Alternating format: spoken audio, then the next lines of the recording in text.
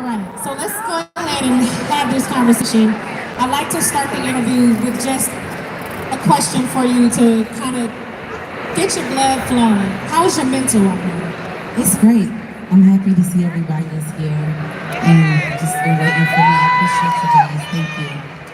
Now, when it comes to your journey, a lot of people in here, they may not know how you got started. You're one of the most prominent, respected, edgy female rappers in the game. But you became a rapper by accident, is that true? Yeah. So tell everybody like how your journey got started, because I think you wanted to be a realtor. I was actually a realtor. I had just got my real estate license, and I had got a job at a real estate company, and I worked for this company called NRT Realty, and I was just there, like I was starting from the ground, so I was filing papers, just doing like the basics. And one of the realtors, she's a broker, she had a listing to sell a house.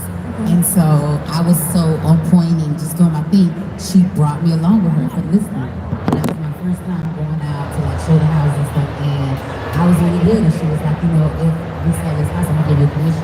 And I was like, okay. And I was excited. So that's how it really got started. And in the mix of that, fast forward, maybe like, I said a week later, then that's when I got the call to go to the studio with Troy.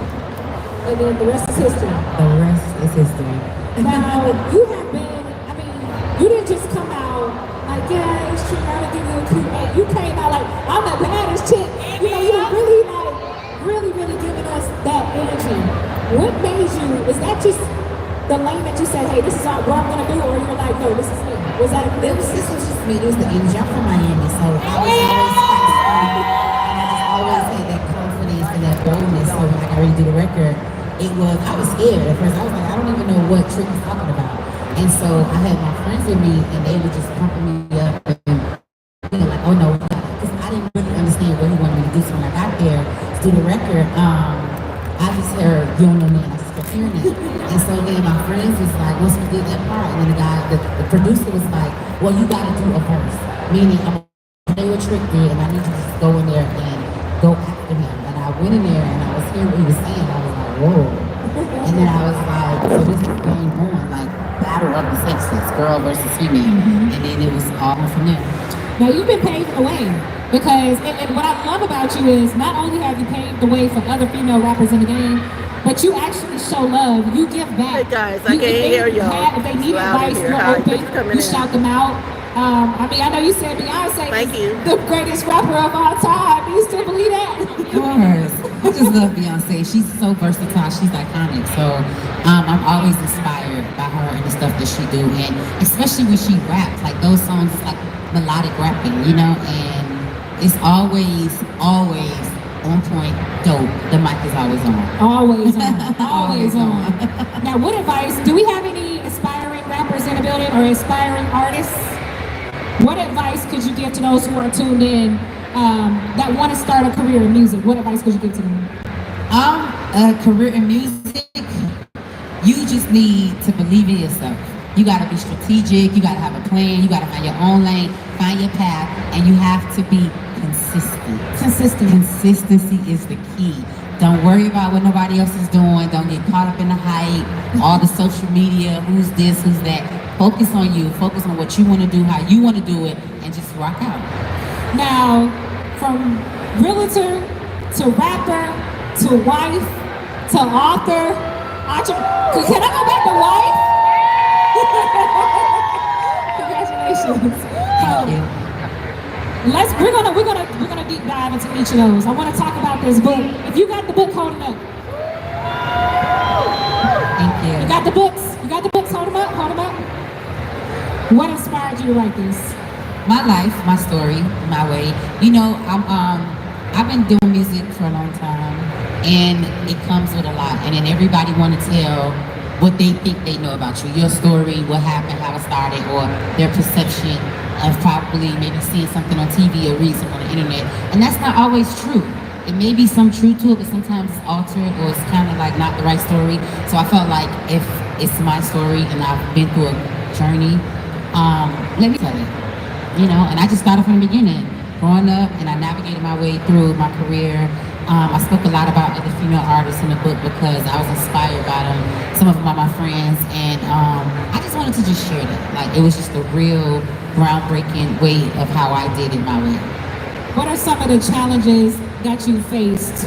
And do we get to hear about those challenges in the book? Like when it comes to being a woman growing up in the music industry and coming up in the game, do we get to hear about those challenges in the book? Yes, you do. You absolutely do. We absolutely There's definitely been some challenges. You get to hear about it. Some good, most good, some, uncomfortable, not all so good, but I pushed my way through it.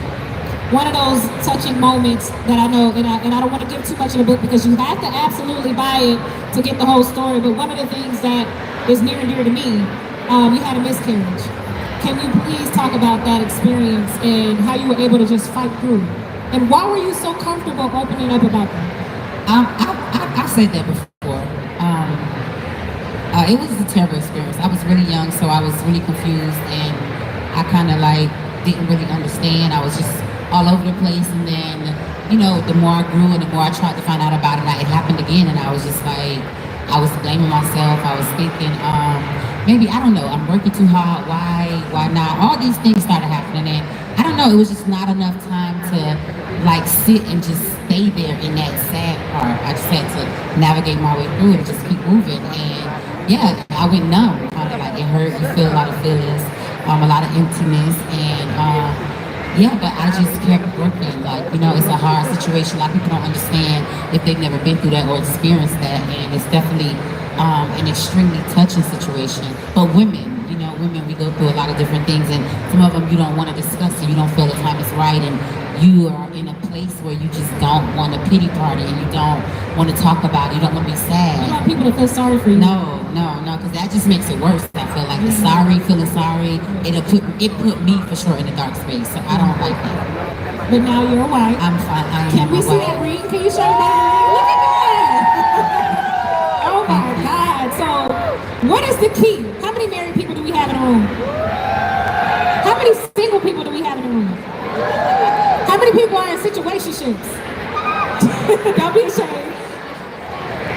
Situations and relationships are different. Situations and relationships are two different things. Yes. Yeah. So, how do we become a wife? For all the single women, how do we become a wife, Trina? Give us the juice. You need to get to praying, first of all, to God to bless you with a great man. That's number one. It don't just happen like that. But I don't know, if you're not dating, if you're single and you're looking for somebody, I don't feel like looking is the thing. I don't feel like you should go looking for something. I feel like if it's meant to be, it's gonna happen. You could be at a church, you could be in the laundromat, you could be in the grocery store, you could be pumping gas. What's meant to be for you is gonna be for you. And choosing somebody that fully loves you unconditionally, supports you, is there for you. This has to be your person, the person that you totally submit to, you give into, you automatically understand that I want to build a life with you. That's what it should be. If it's not that, then I don't know. That was my way. So you still have to do the cooking and cleaning and the washing the clothes. Well, I cook anyway all the time, so I'm always cooking, so that's a good thing. So cooking, yeah, and yeah. What y'all think her favorite thing to make is? Mac and cheese. What's your favorite thing? I like mac and cheese a lot. I don't really eat mac and cheese like that, too starchy.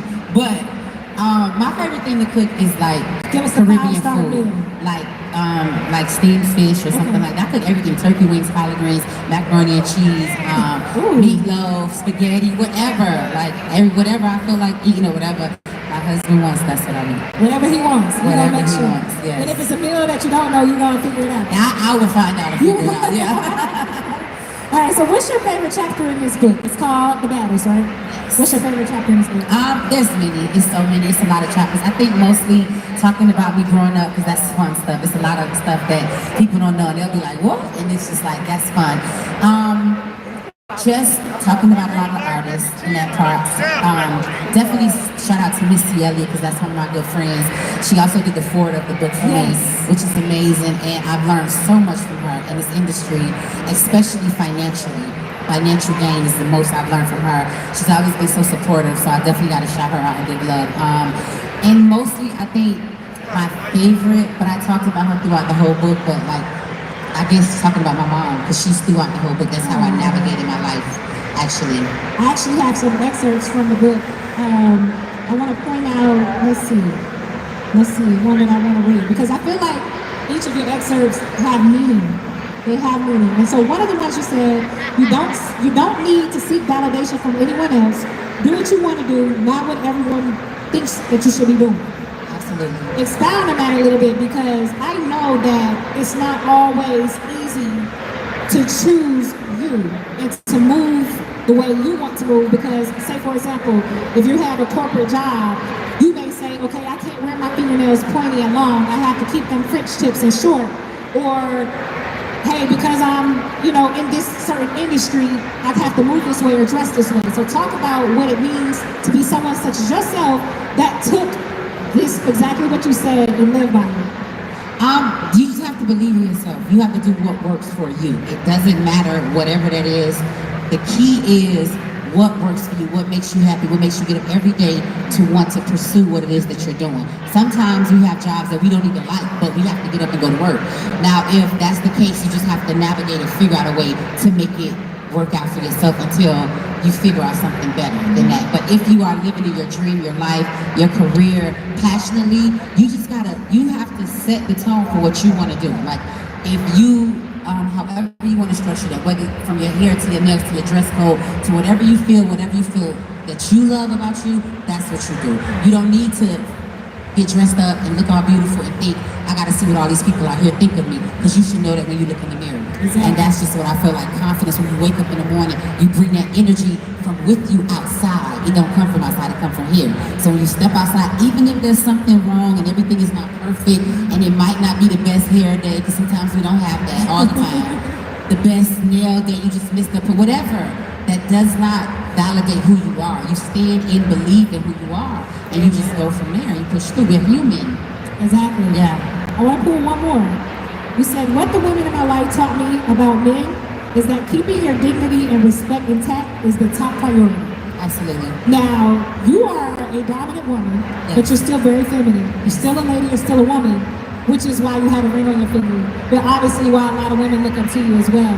But how important is it for you to, when it comes to men in the industry, men in your life, to keep that respect intact? Respect is top tier. I feel like if you're not being respected, you lose true value of who you are. You lose your worth. You get lost and you get jaded in that. You get jaded in that mentality of not knowing who you are, true to self. And when it comes to a man and it's somebody that's around you, whether it's somebody you work with, whether it's somebody you're seeing or dating, a colleague, a friend, however, as a man, the ultimate goal is to respect you as a woman. If you're not gaining respect from that, you need to remove yourself from around that space and from around that energy, because that's not good. That doesn't help you. That doesn't help you mentally. It doesn't help you evolve. It doesn't help you with the things you need to know. It doesn't help you grow as a woman to feel safe. You need to feel safe when you're around a man. Men are supposed to protect and make you feel safe. If you're not getting that, that's not where you should be. Well, that's a great answer. Yeah, give her a round of applause for that. She is up here dropping gems. Now, I want to talk about the Diamond Doll Foundation. You give back to the community a lot. Just talk about what that is for those who don't know what that foundation is, what you stand for, and what you plan to do with it. The Diamond Doll Foundation started up for little girls, well, women, starting from girls, I believe like 15 to older. And it's just like a corporation that just actually helps, uplifts, and gives motivation to girls. Like women, there's so many girls that comes to the program, from teenage runaways, girls that's, teenage pregnancies, women that's been abused, just mistreated, on drugs, all type of stuff. And so what we do is we go to the group homes, we give them clothes, we give them makeovers, we help them out, we bring somebody to speak to them, try to uplift them. A lot of the women been battered, they're scared of society, they want to be bothered. A lot of the younger teenagers and kids, they don't have a mom or somebody to be there to guide them, so they're just in the streets with kids. And I just don't like it. I don't like this. So I just go every year, we just help. And we just try to do all we could do. I gather a bunch of stuff from everybody. I get a whole team to go and it's like maybe 5 or 6 different homes or whatever. And sometimes some of the places can have 60 girls, 60 women, and some of them can have 10. It depends on, where area's at. And we just go and we talk and we eat and we laugh and we give gifts and we do hair and makeup and we let them tell the stories. It's a lot of crying, it's emotional. Some of these women are completely broken, I'm talking about broken to where they see no light. They see no life. It's like life is over. And it just makes me sad, you know. So I always just go, and every year we just go, we help them out. Some of them we really help get them jobs and get them out the program and help get them, you know, to try to get their life on track, whatever it is that they want to do and how they want to navigate through. Some of them love to just stay there. They feel safe. Yes. They don't have a family. They don't have connection. And for those, we just continue to try to uplift them and help them and give them stuff. And we give them vouchers. They get food. They get clothes. Get driver's license. All kinds of stuff. So it's just a very productive foundation.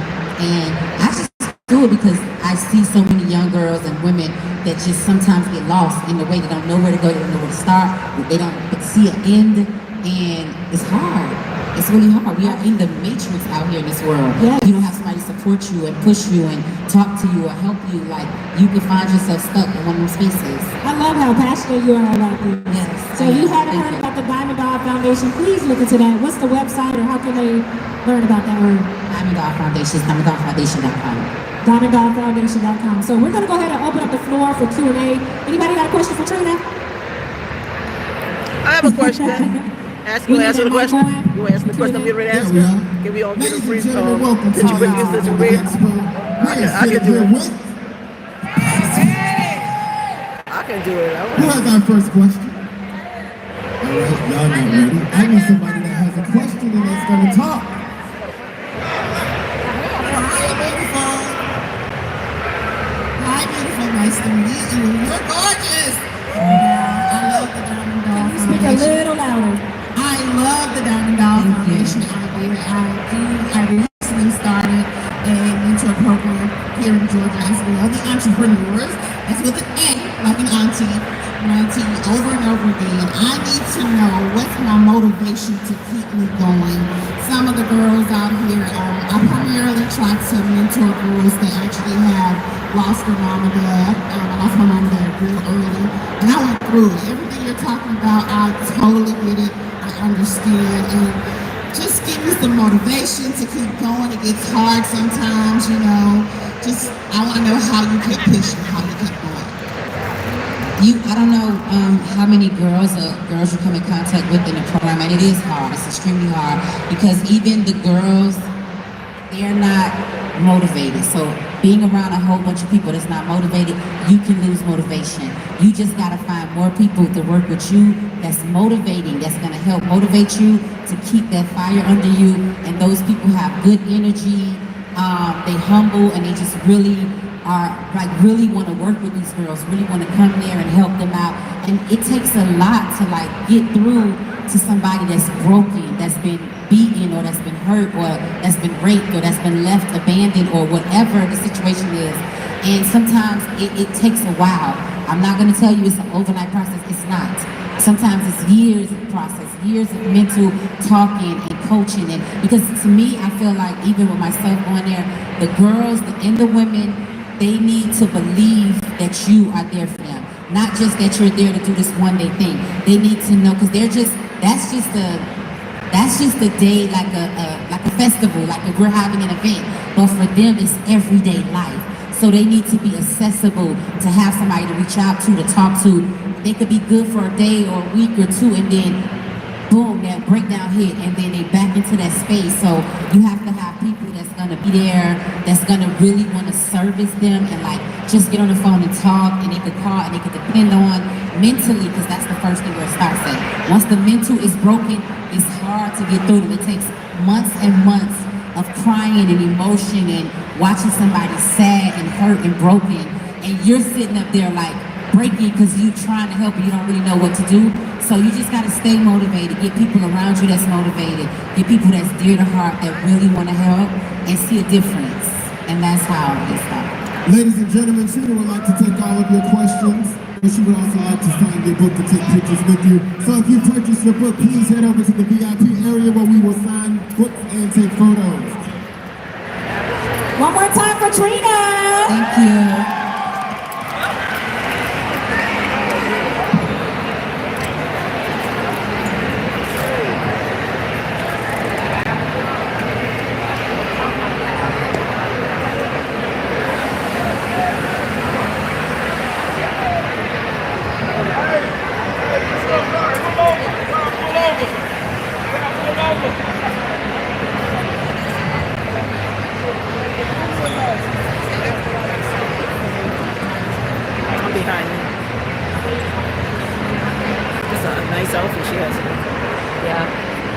like those shoes.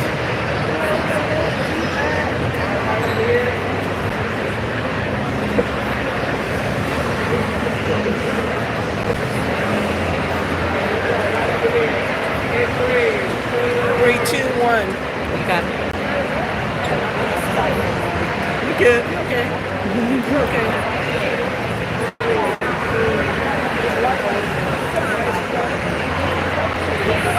Let me have y'all come to the light.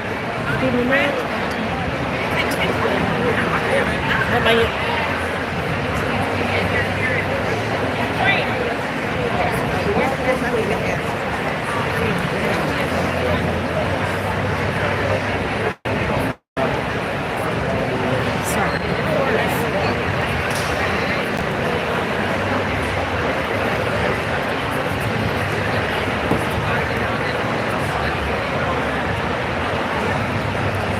Okay, guys. Trina is going to be signing books. I just thank y'all for coming along. I hope you can hear me. I appreciate you guys so much. I'm getting ready to try to get a book and get a signing done. So, guys, thank y'all so much for coming in. Thank y'all so much. Y'all hear me okay? Can you hear me? Can you hear me? Can you hear me? Guys, I love y'all so much. I've been here all day from 10 to 5 to 10 to 6, and I had a lot of good footage, and I did do a lot of recording. I don't know what happened to the recording, guys. I brought y'all live since I think by 10 or 11, but something happened. I love you guys so much. I'll see you guys soon. I'll see you guys in the next podcast. Thank you. See you later. I'm going to the pink one. See you later.